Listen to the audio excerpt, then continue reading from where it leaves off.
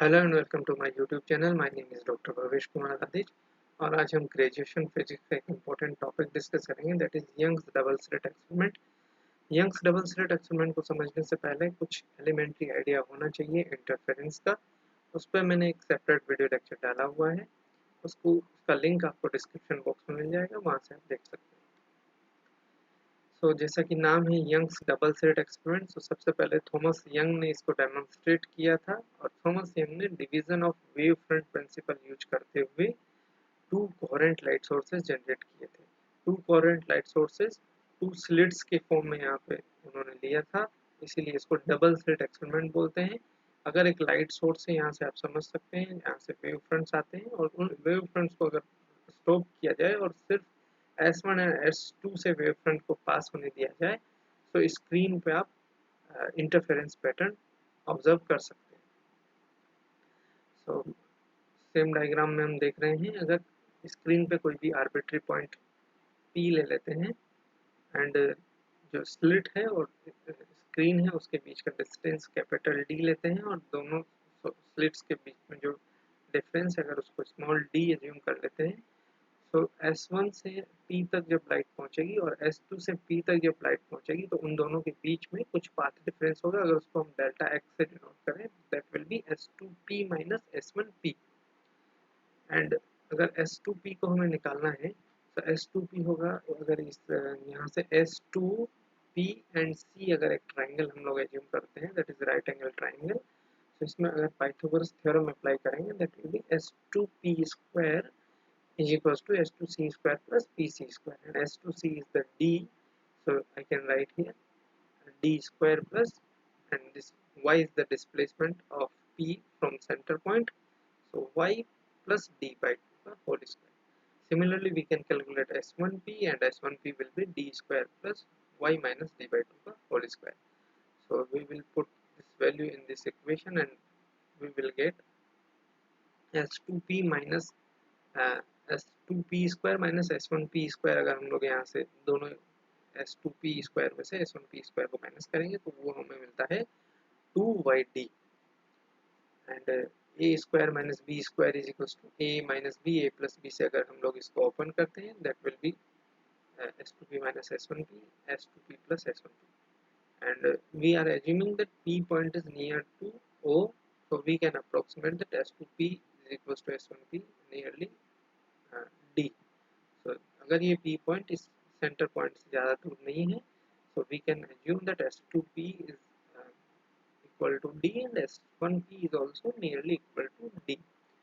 So we can put here, so S2P plus S1P will be 2D, and this is delta x.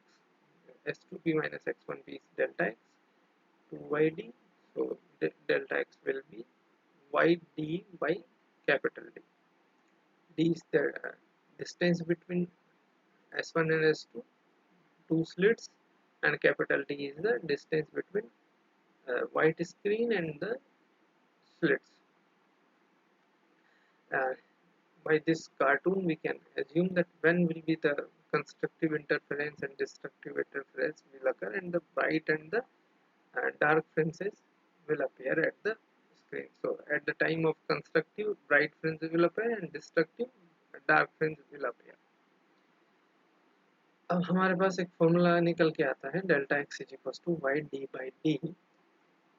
अगर यहाँ पे हम लोग बोलें कि यहाँ पे ब्राइट फ्रिंज बन रही है किसी भी वाई डिस्टेंस पे, अगर ब्राइट फ्रिंज बन रही है तो डेल्टा एक्स का जो वैल्यू है वो होना चाहिए प्लस माइनस एन लैम्डा। ये हम लोग इंटरफेरेंस में निकाल चुके हैं।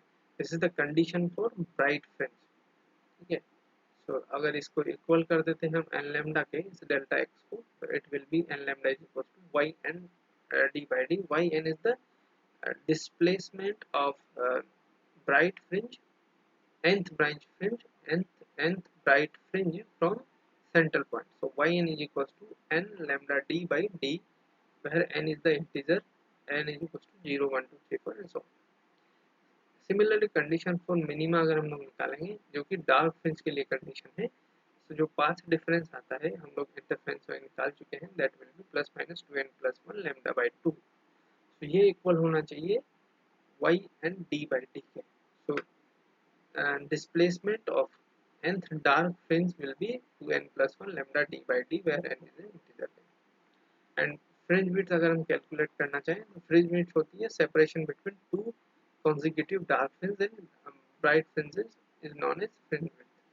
तो हम लोग निकालते हैं y n and y n minus one के बीच में अगर हम लोग दो ब्राइट फ्रिंज एज्यूम कर लेते हैं, कोई भी वाई एन है और वाई एन माइनस वन, तो वाई एन का जो फॉर्मूला है अभी हम लोग डाल देते हैं n lambda d by d and this is n minus one lambda d by d. इसको सॉल्व करेंगे तो बीटा का फॉर्मूला आ जाएगा beta equals to lambda d by D.